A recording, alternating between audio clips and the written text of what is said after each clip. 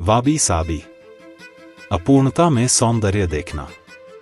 जिंदगी अक्सर हमें ऐसी परिस्थितियों में डाल देती है जहां सब कुछ अधूरा, असामान्य और खामियों से भरा लगता है। लेकिन क्या आपने कभी सोचा है कि इस अधूरेपन में भी एक अनोखी सुंदरता हो सकती है? यही वाबी साबी का दर्शन है। जापानी संस्कृति का यह गहन विचार हमें सिखाता है कि जीवन की अपूर्णताओं और खामियों में भी सौंदर्य देखने की कला को अपनाना चाहिए। एक प्रेरक उदाहरण एक टूटा हुआ प्याला। जापान के एक छोटे गांव में एक बुजुर्ग कुम्हार मासाओ अपनी मिट्टी के बर्तन बनाने के लिए प्रसिद्ध था।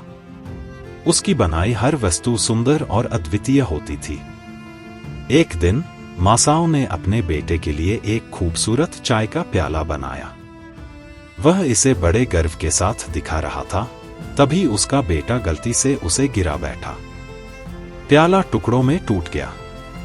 मासाओ के बेटे ने रोते हुए कहा, पिताजी, मैंने इसे बर्बाद कर दिया। यह अब किसी काम का नहीं रहा। लेकिन मासाओ ने मुस्कुराते हुए कहा, नहीं बेटा, यह अब और भी सुंदर हो सकता है।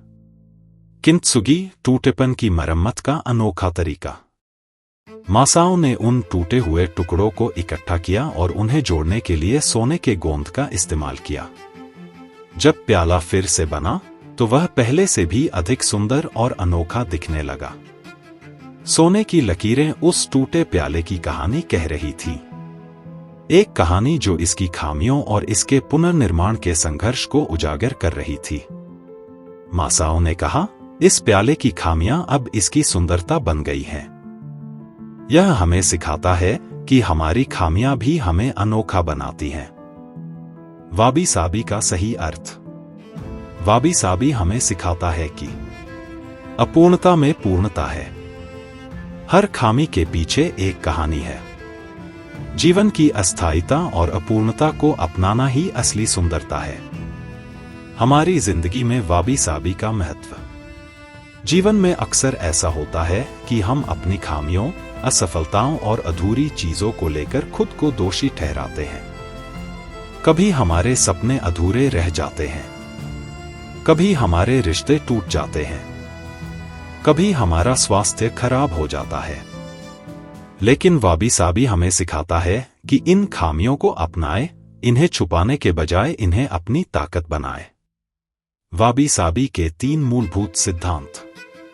1. अपनी खामियों को गले लगाए। अपने असफल प्रयासों को अपनी कहानी का हिस्सा माने। यह स्वीकार करे कि पूर्णता एक भ्रम है। 2. अस्थायीता को अपनाए। हर चीज अस्थायी है, चाहे वह खुशी हो या दुख। इस बदलाव को अपनाना ही जीवन का सार है। 3. सरलता में सुंदरता। जीवन को उसकी मूल अवस्था में देखें। जटिलता से बचें और साधारण चीजों में सुंदरता ढूंढें। वाबी साबी और हमारी समस्याएं।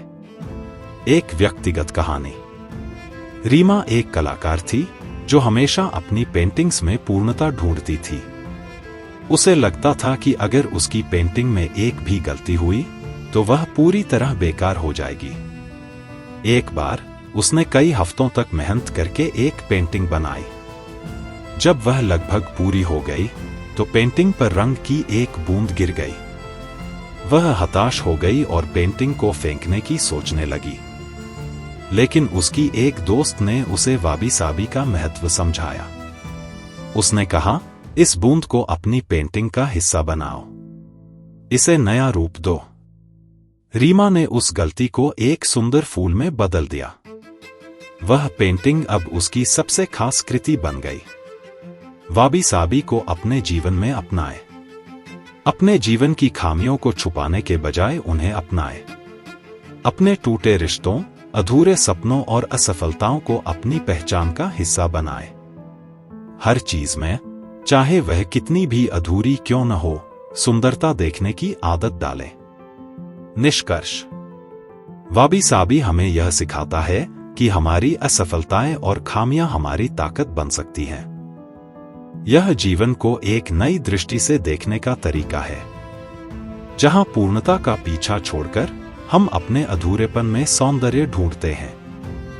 तो अगली बार जब जीवन में कुछ टूटा हुआ या अधूरा लगे तो मुस्कुराएं और कहें, यह मेरी कहानी का हिस्सा है, यही मेरी सुंदरता है। वाबी साबी अपूर्णता को गले लगाए।